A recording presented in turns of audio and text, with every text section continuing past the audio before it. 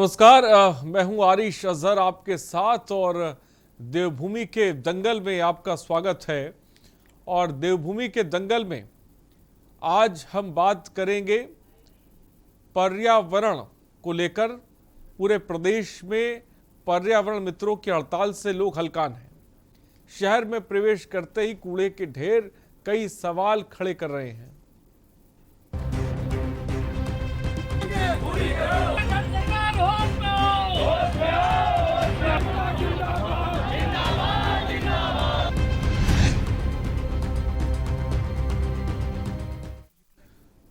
तो इसीलिए हम कह रहे हैं कोर्ट हुआ सख्त और सफाई व्यवस्था पूरी तरह से ठप। जी हां, शहर में कूड़े के ढेर लगे हैं। पर्यटन नगरी नैनीताल में इन दिनों बाल रोड स्थित पर्यटक स्थलों में जगह जगह कूड़े के ढेर लगे हैं। बरसात से कूड़ेदानों में कूड़ा सड़ने लगा है, जिसकी दुर्गंध से स्थानीय लोग सहित नैनीताल पहुंचे पर्यटक भी नाक सिकोड़ने को मजबूर हैं, लेकिन ये देखने वाला कोई नहीं है।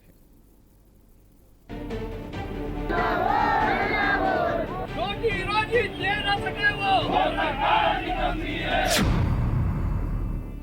नगर पालिका द्वारा नैनीताल नगर के चौराहे पर लगाए गए कूड़ादान फुल होने से कूड़ा जहां तहां सड़कों पर बिखरा पड़ा है। आलम यह है कि नगर के लोगों सहित पर्यटक गंदा पानी पीने को मजबूर है, क्योंकि नगर में पेयजल आपूर्ति नैनी झील से की जाती है। झील में जमा होते हुए कूड़े से पानी दूषित होने का खतरा बना हुआ है।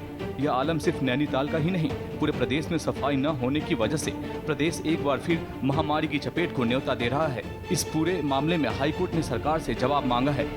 तारीख से जो प्रदेश में सफाई कर्मियों की हड़ताल चल रही है, उस कारण जगह जगह शहरों में कूड़े के ढेर लगे हुए हैं। मानसून सीजन में महामारी की भी आशंका है। इस मामले को लेके ये याचिका दायर की गई है और कोर्ट से ये मांग की गई है कि इसमें सरकार को उचित निर्देश जारी किए जाएं कि वो वैकल्पिक इंतजाम करे या फिर सफाई कर्मियों से वार्ता करे अथवा उनके खिलाफ जो आवश्यक एक्शन है वो ले, ताकि लोगों का जो स्वच्छ पर्यावरण का अधिकार है वो बाधित न हो। आपको बता दें, देवभूमि उत्तराखंड सफाई कर्मचारी संघ अपनी 11 सूत्रीय मांगों को लेकर पिछले 19 जुलाई से नगर पालिका परिषद में सफाई कर्मचारी हड़ताल पर बैठे हैं।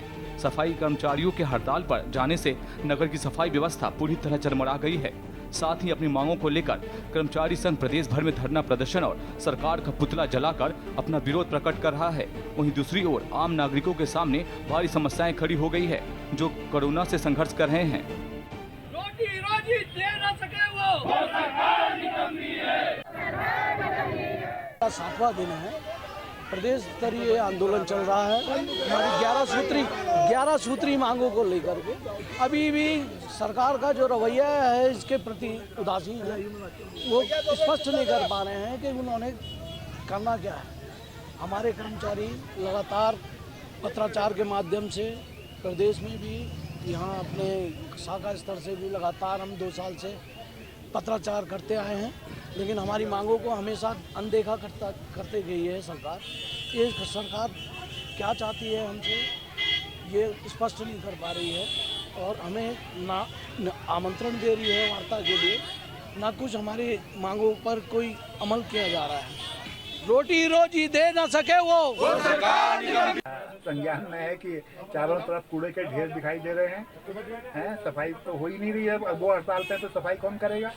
और इससे जो सबसे बड़ा नैनीताल में जो फर्क पड़ने वाला है कि झील के पानी में ये सारा कूड़ा बह के, बरसात का मौसम है, सारा कूड़ा बह के जो है झील में जा रहा है और इसी झील का पानी पूरे नैनीताल के नगरवासी और बाहर से जो टूरिस्ट आते हैं वो इसी झील के पानी को पीते हैं।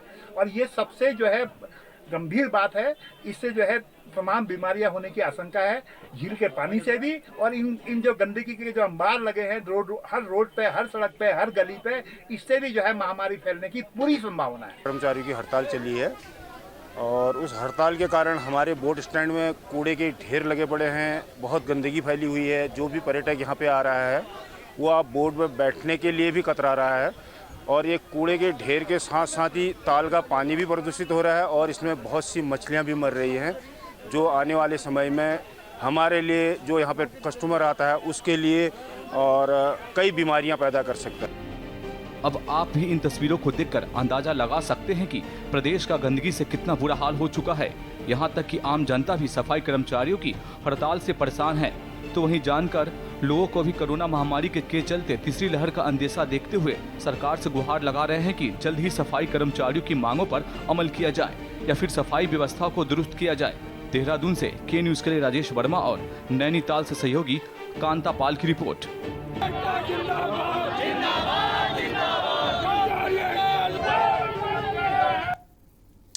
तो सफाई कर्मियों की हड़ताल से नैनीताल के लोग तो परेशान हैं ही, साथ ही साथ जो पर्यटक हैं वो भी परेशान हो रहे हैं। आखिर उत्तराखंड में क्या हो गया है? एक तरफ सफाई कर्मी हड़ताल पर हैं, एक तरफ विद्युत कर्मी हड़ताल पर हैं, एक तरफ पुलिस के जो कर्मी हैं वो ग्रेड पे को लेकर हड़ताल पर हैं। तमाम जगहों पर हड़ताल चल रही है और इन सब के बीच जो ताज़ा तस्वीरें और ताज़ा खबर हम आपको बता रहे हैं वो ये है कि नैनीताल जो कि एक टूरिस्ट प्लेस है जहां पर बड़े पैमाने पर पर्यटक पहुंचते हैं, वहां की हालत ऐसी हो गई है कि आप खुद देख सकते हैं, कूड़े का ढेर लगा हुआ है, कूड़े का अंबार लगा हुआ है। नैनी झील, जिसे खूबसूरत झील कहा जाता है, जिसमें लोग बोटिंग करते हैं, उसमें भी कूड़ा तैर रहा है क्योंकि साफ करने वाला नहीं है कोई। स्थिति यहाँ तक पहुँच गई है कि हाई कोर्ट ने इस मामले पर जवाब तलब किया है। हमारे साथ सुजाता पॉल, कांग्रेस नेता, इस वक्त हमारे साथ जुड़ गई हैं। सुजाता जी, आपका बहुत बहुत स्वागत है सबसे पहले के न्यूज़ पर। ये जो तस्वीर इस वक्त दर्शकों को हम दिखा रहे हैं वो तस्वीर आप भी देख रही होंगी। नैनीताल की स्थिति जहां पर सफाई कर्मचारियों ने जो है 16 कई सूत्री मांगों को लेकर हड़ताल कर रखी है और स्थिति ये पहुंच गई है कि ये खूबसूरत जगह, बिल्कुल जगह जगह पर कूड़े के ढेर नजर आ रहे हैं। सबसे पहले क्या कहेंगी सुजाता जी? देखिए, बड़ा दुखद विषय है कि हमारे जो सफाई कर्मी है, ये हमारे समाज में अगर देखें तो हम अगर सुरक्षित है तो उनका एक बहुत बड़ा योगदान है। मतलब पूरे समाज की जिम्मेदारी जो है एक प्रकार से उनके ऊपर है, क्योंकि अगर स्वास्थ्य नहीं तो जीवन कहाँ से होगा। और स्वास्थ्य के लिए जो सैनिटेशन है, हाइजीन है, उसकी पूरी जिम्मेदारी ये उठाते हैं। और आज जो इनकी मनस्थिति है वो देखने और समझने की जरूरत है, मगर सरकार इनकी सुन नहीं रही। मगर आप तो वो जानते ही हैं कि हमारी सरकार कितनी अहंकारी है, हर ओर जनता त्राहिमाम है। आप देखिए कि हल्द्वानी में इन्होंने क्या किया कि जो हमारे सफाई कर्मी बहनें और भाई आंदोलनरत थे, उनमें से कुछ लोगों को उठा के जेल में डाल दिया, उन्हें प्रताड़ित उत्पीड़ित किया। तो क्या ये सही है? वे तो केवल अपने अस्तित्व को बचाने की लड़ाई लड़ रहे हैं। वे तो सरकार से मांग कर रहे हैं कि उन्हें बताया जाए कि उनके साथ ऐसा क्यों हो रहा है, उनकी जो तनख्वाहें हैं वो समय से दी जाए। और साथ ही में देखिए कि किस प्रकार से ये एक रूमर है या सच्चाई है, ये तो सरकार बताएगी ना। ये कहा जा रहा है कि शायद अब ठेकेदारी प्रथा में इसको भी डाल दिया जाएगा। ये सरकार ठेकेदारों की है, ये सरकार अपनी सत्ता को संभालना जानती नहीं। एक एक करके ठेके पे इन्होंने दे दिया हमारे जो राज्य को, अपने 3-3 मुख्यमंत्रियों को, और उन्होंने कार्य कुछ नहीं किया। उसी तरह से अब ये ठेकेदारी प्रथा को यहाँ पे भी लाना चाह रहे हैं, तो ये बड़ी चिंता का विषय है। इसमें सरकार को अपना पक्ष साफ करना चाहिए। तो सरकार को अपना पक्ष साफ करने की जरूरत है। सुजाता जी, मैं आऊंगा आपके पास, ब्रेक का वक्त हो चला है। तो नैनीताल की हालत बस से बदतर होती जा रही है। जो तस्वीरें आपने देखी, रुकते एक छोटे से ब्रेक के लिए, जल्द हाजिर होंगे।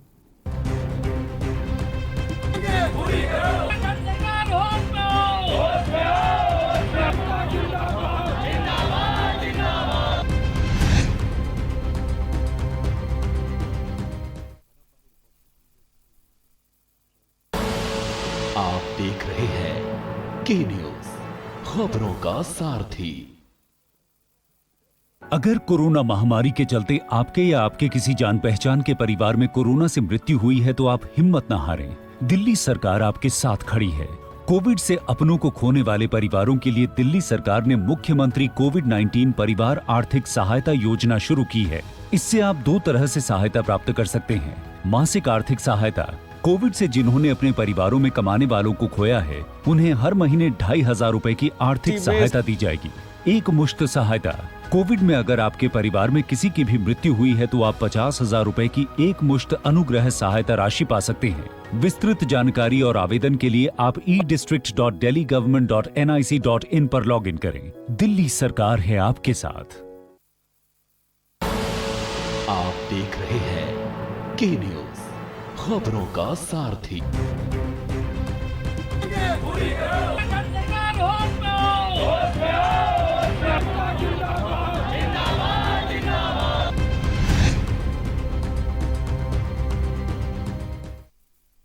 तो ब्रेक के बाद आपका स्वागत है देवभूमि के दंगल पे। नैनीताल में जिस तरह से सफाई कर्मचारियों ने हड़ताल कर रखी है उस विषय पर आज हम बात कर रहे हैं। सुजाता पॉल हमारे साथ कांग्रेस नेता भी इस वक्त हैं। सुजाता जी, आखिर ऐसा उत्तराखंड में क्या हो गया अचानक के विद्युत कर्मी भी हड़ताल पर हैं, सफाई कर्मचारी हड़ताल पर हैं, पुलिस कर्मचारी जो है ग्रेड पे को लेकर हड़ताल पर चल रहे हैं। आखिर ये स्थिति क्यों उत्तराखंड में बनती जा रही है? देखिए, ये साफ है कि जब आप लोकतांत्रिक तरीकों पे विश्वास नहीं करते और आप संघीय ढांचे नहीं करते हैं तो हर सिस्टम ध्वस्त हो जाता है। हर चीज, हर चुनाव मोदी जी के नाम पे लड़ा गया है। तो आज जितने विधायक चुने गए सरकार में है, जो मंत्रीगण है, वो लोगों के प्रति जवाबदेह अपने आप को मानते ही नहीं है। वो अहंकार में ऐसे डूबे हुए हैं कि हम मंत्री बन गए तो हम कोई महाराजा हो गए। भाई, हम तो लोकतंत्र हैं। लोकतंत्र में हर क्षेत्र का विधायक अपने क्षेत्र के लिए जिम्मेदारी लेता है। जैसे पार्षद अपने इलाके की जिम्मेदारी, वैसे विधायक की भी और सांसद की। लेकिन इस वक्त हर एक को कंट्रोल जिस प्रकार से किया हुआ है, और दूसरा कारण कि धड़ों में बटी हुई जो भाजपा है ये अंदर से खुद एक्सप्लोड कर रही है। तो मैं शब्द इस्तेमाल करूं तो दे आर इम्प्लोडिंग, अंदर से फट रहे हैं वो पटाखे की तरह, और अंदर इतने धड़े हो गए हैं कि वो अपने आप के बारे में सोच रहे हैं। लोगों के बारे में सोचने के लिए उनको वक्त ही नहीं, क्योंकि उनका माइंडसेट ऐसे बन गया है कि प्रधानमंत्री जी तो हैं, वही करेंगे जो कुछ करेंगे, तो उनकी क्या जिम्मेदारी हुई? नहीं सुजाता जी, अगर वो धड़ों में बटे हैं और अगर आप एकजुट हैं, कांग्रेस अगर उत्तराखंड में एकजुट है, तो आप सड़कों पे क्यों नहीं आ रहे? आम आदमी के मुद्दों को लेकर उतरिए, लोगों की तमाम समस्याएं उसको लेकर उतना मुखर कांग्रेस भी नहीं नजर आ रही है।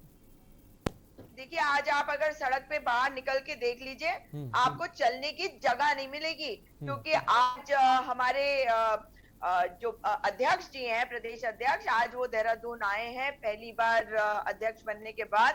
तो उनके लिए एक स्वागत समारोह भी है, और जिस प्रकार से वहां इतनी भीड़ है, आप देखेंगे, आप समझेंगे कि जनता क्या चाहती है। ये दिख रहा है, ये मुझे किसी को बताने की जरूरत नहीं है। मुझे पता है कि आज जनता दिखा रही है सड़कों, जनता भी दिख रही है, और उस जनता में हमारे कार्यकर्ता हैं, और हमारे कार्यकर्ता तो काम करते रहे हैं। अगर वो दिखाई नहीं दिए मेन मीडिया में, तो वो तो हमारी गलती नहीं है। आप ये देखिए कि किस प्रकार से हंसराज हंस सांसद है भाजपा के, मगर उन्हें जब मदद चाहिए थी तो श्रीनिवास जी से, यहाँ पे हम सब कोई मिलकर लोगों की मदद करते रहे हैं। तो ये कहना गलत होगा कि सबको हम नहीं है। ये बात अलग है कि ये और एक प्रोपेगेंडा बनाया गया है कि हम दिख नहीं रहे, हम दिख रहे हैं और जनता जानती है। देवस्थानम बोर्ड को ले लीजिए, किसने इस इशू को उठाया है?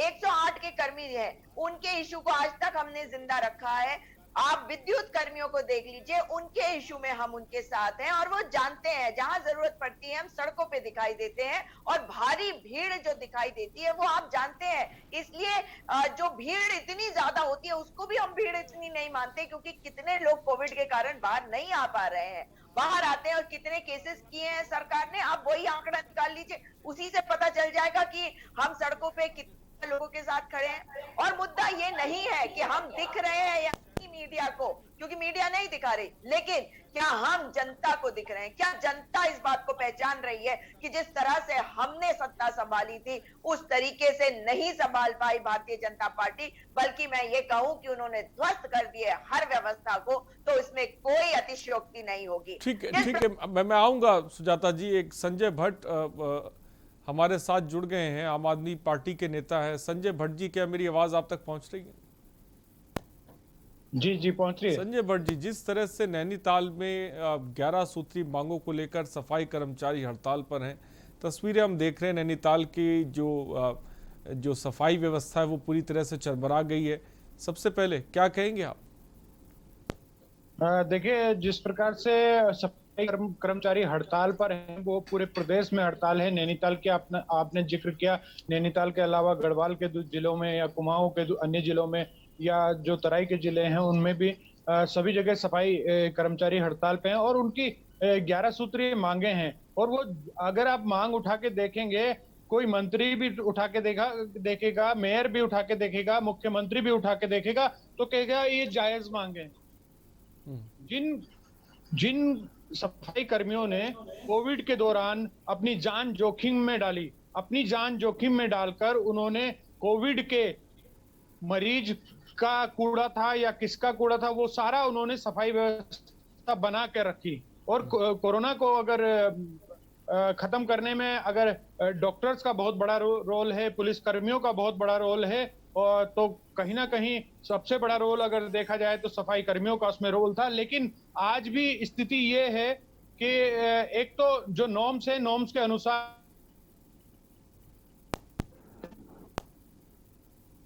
ठीक, शायद अजय भट्ट की आवाज़ हम तक नहीं पहुंच पा रही है, हम उनसे जुड़ने की कोशिश करेंगे। फिलहाल यहाँ पे रुकते हैं एक छोटे से ब्रेक के लिए। देवभूमि का दंगल लगातार जारी है।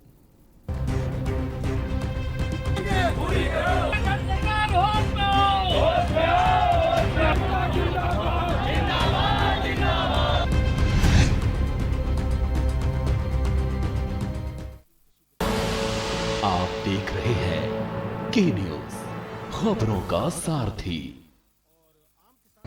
ये कहानी है निखिल की, DSEU स्किल यूनिवर्सिटी का एक स्टूडेंट। Hi guys. हाय। ये क्या चल रहा है? यार हम ना कोविड पेशेंट्स के लिए फंड्स इकट्ठा कर रहे हैं। बट फंड्स का करोगे क्या? यार एक्चुअली हमने सोचा है कि किसी NGO में दे देंगे। फंड्स किसी NGO को देने से अच्छा क्यों ना हम यही हेल्प करें। हम करेंगे क्या? तो निखिल ने सोचा जो स्किल उसने यूनिवर्सिटी में सीखा उसका फायदा उठाया जाए। चलो कुछ करते हैं।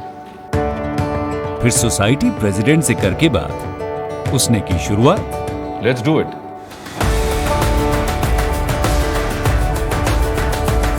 जो भी स्किल उसने अपने कोर्स में पाया उसे अपनाया।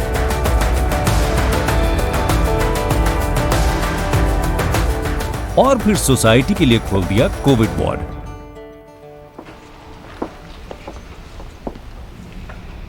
Well done Nikhil.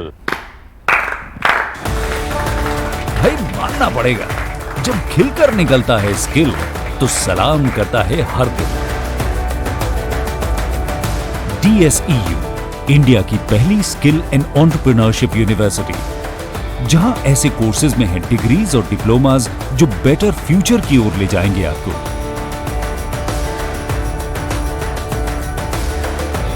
तो एडमिशन के लिए अप्लाई कीजिए।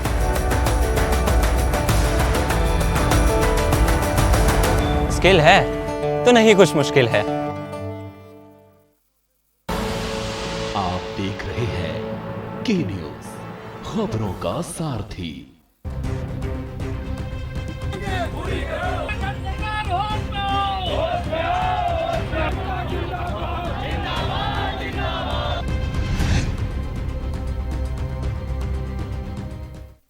तो ब्रेक के बाद आपका स्वागत है। कोर्ट सख्त हो गया लेकिन सफाई व्यवस्था अभी भी ठप है। सफाई व्यवस्था कैसे बेहतर होगी ये अपने आप में बड़ा सवाल है। सफाई कर्मियों की सरकार कब तक सुनेगी ये भी अपने आप में बड़ा सवाल है। फिलहाल हमारे साथ गेस्ट जुड़े हुए हैं। आप नेता हमारे साथ साफ तौर पे जुड़े हुए हैं। सुजाता पाल हमारे साथ जुड़ी हुई और कुंवर जपेंद्र सिंह भी इस वक्त हमारे साथ जुड़ गए हैं। कुंवर जपेंद्र सिंह जी, आपका ही बहुत बहुत स्वागत है। संजय भट्ट जी जल्दी से अपनी बात को पूरा करें फिर मैं आगे बढ़ूं। जी मैं यही कह रहा था कि जो नॉर्म्स हैं उसके अनुसार सभी नगर निगम और नगर पालिकाओं में कर्मचारियों की भर्ती नहीं की गई है। नॉर्म से 10% कर्मचारी है, यानी ये समझ लीजिए एक कर्मचारी को अगर सफाई करनी होती है 500 लोगों के कूड़े की, तो उसको 5000 लोगों के कूड़े की सफाई करनी पड़ती है। दूसरी बात जो है ये है कि 7,000 साढ़े 7,000 रुपए सिर्फ तनख्वाह दी जाती है। 7,000 साढ़े 7,000 में आज की महंगाई के इन हालातों में बच्चे की जहां फीस भी 7 साढ़े 7,000 से है, क्या पूरा परिवार एक सफाई कर्मी पूरा परिवार चला लेगा 7 साढ़े 7,000 में? क्या भारतीय जनता पार्टी का कोई भी नेता चला लेगा 7 साढ़े 7,000 में अपना घर? ठीक है संजय जी, मैं आपके पास आऊंगा। कुंवर जपेन सिंह भी हमारे साथ है। कुंवर जपेन जी, आखिर उत्तराखंड को क्या हो गया है कि जहां देखो वहां हड़ताल चल रही है, सफाई कर्मचारी हड़ताल पर हैं, विद्युत कर्मचारी हड़ताल पर हैं, पुलिसकर्मी ग्रेड पे को लेकर हड़ताल पर हैं। आखिर ये स्थिति कैसे बन गई है और क्या इसका कैसे रास्ता इसका निकालेंगे? देखिए, सबसे गौर देने वाली एक तथ्य ये है कि पिछले हफ्ते 10 दिन में एक ही दम बहुत ही सुनियोजित तरीके से सभी तरफ से कहीं ना कहीं ये एक सोची समझी रणनीति के तहत गवर्नमेंट डिस्टर्ब करने की कार्यप्रणाली के ऊपर काम शुरू हो गया। लेकिन आप ये मान के चलिए कि जितने भी राज्य सरकार के कर्मचारी हैं, ये वही कर्मचारी हैं जो सालों से काम करते आ रहे हैं, है ना, सालों से काम करते आ रहे हैं। जब अगर कहीं वेतनमान की बात होती है तो आपको वहां पे अपनी बात सामने रखनी चाहिए। वहां पे उसकी एक प्रक्रिया बनी हुई है, आप अपनी मांग रखेंगे, मांग के ऊपर आपकी पूरी कमेटी बनाई जाती है और उस पे ऊपर काम भी किया जाता है। ऐसा नहीं है कि मान लीजिए पिछले 15 सालों में कर्मचारियों की सैलरी ही नहीं बढ़ी है, ऐसा संभव ही नहीं है। ये संभव ही नहीं है। अगर वो ये कहता है कि नहीं जी इसमें कभी बढ़ी नहीं है तो ये यकीन करने वाली बात नहीं है। लेकिन चुनावी वर्ष में इन चीजों को हर विपक्षी दल उसे चुनावी एजेंडे के रूप में और एक डिस्टर्बेंस के रूप में क्रिएट करके, तो मतलब कुंवर जपेन सिंह जी, आपको लगता है ये तमाम चीजें जो हो रही हैं, ये तमाम जो कर्मचारी कई सूत्री मांगों को लेकर प्रदर्शन कर रहे हैं, इसके पीछे विपक्ष का हाथ है? देखिए, बिल्कुल डेफिनेटली आप विपक्ष की साजिश से इनकार नहीं कर सकते और ये वर्तमान सरकार का दायित्व है और वर्तमान सरकार अपने दायित्व का पूरा निर्वाह कर रही है और जहां जायज मांगे हैं, जो जायज काम है वो होते रहे हैं और वो भविष्य में भी होते रहेंगे। लेकिन उन मांगों को रखने का तरीका और मनवाने का जो वो एक प्रक्रिया है, उस प्रक्रिया का पालन करना आवश्यक होता है। लेकिन चुनावी वर्ष में ये सब चीजें ध्वस्त हो जाती हैं, ध्वस्त कर दी जाती हैं और उसमें राजनीतिक लाभ हानि की दृष्टि से अरे तो कुंवर जपेन सिंह जी, आप सत्ता में हैं, सरकार में हैं, आप तो ध्वस्त होती चीजों को मजबूत कर सकते हैं ना। आप इतने कमजोर कैसे हो सकते हैं? सरकार कमजोर नहीं है, कर रही है। लेकिन अगर वो चीजें एक तरफ तो उन चीजों के ऊपर काम शुरू हो गया और दूसरी तरफ उन्हें हड़तालों का रूप दिया जाए तो इसके दो पहलू है ना, हमें दोनों पहलुओं पे चर्चा करनी चाहिए। ऐसा थोड़ी है कि सरकार आंख, सरकार के लिए अपनी प्रदेश का हर कर्मचारी महत्वपूर्ण है, हर विभाग का कर्मचारी महत्वपूर्ण है, उसकी जायज मांगे महत्वपूर्ण है। सरकारी तंत्र उसके ऊपर काम कर रहा है और बहुत जल्द उसके आपको नतीजे मिलेंगे। ये कैसे कहा सरकार, राज्य सरकार के लिए उसका कर्मचारी महत्वपूर्ण नहीं है? हमारे लिए हमारा एक एक कर्मचारी, छोटे से छोटा कर्मचारी महत्वपूर्ण है और उसकी जायज मांगों के ऊपर सरकार काम कर रही है और उसके सार्थक नतीजे निकल के सामने आएंगे। सुजाता पाल जी क्या कहेंगी? ये अहंकारी सरकार के प्रवक्ता है और इन्हें शर्म आनी चाहिए कि ये नागरिकों का अपमान कर रहे हैं, हमारे उन कर्मियों का अपमान कर रहे हैं जो इस सरकार की जिम्मेदारी है। क्यों कह रही हूं मैं?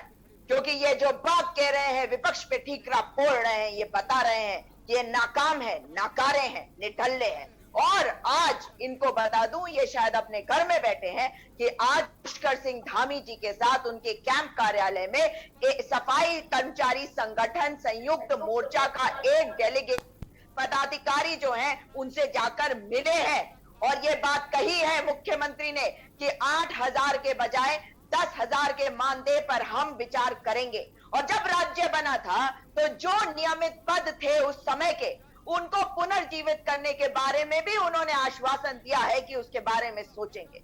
अगर कर्मचारियों को कोई दिक्कत है तो वो किससे बात करेंगे? आज ये स्थिति ऐसी क्यों आई है कि चुनावी वर्ष है और वो सड़कों पे आ गए हैं? क्यों? क्योंकि आपने उनकी ठीक है, वक्त की कमी है, मैं जवाब नहीं ले पाऊंगा फिलहाल। सुजाता पाल जी बहुत बहुत शुक्रिया, कुंवर जपेन सिंह जी बहुत बहुत शुक्रिया और आपका भी संजय भट्ट बहुत बहुत शुक्रिया हमसे जुड़ने के लिए, अपनी बात को रखने के लिए। तो उत्तराखंड में जिसे कह सकते हैं कि हड़ताली प्रदेश बनता जा रहा है, कैसे बीच का रास्ता निकलेगा? तमाम कर्मचारियों की जो मांगे हैं उनको सरकार पूरा कर पाएगी या नहीं, ये अपने आप में बड़ा सवाल है। देवभूमि का दंगल में फिलहाल इतना ही। बने रहिए हमारे साथ। नमस्कार।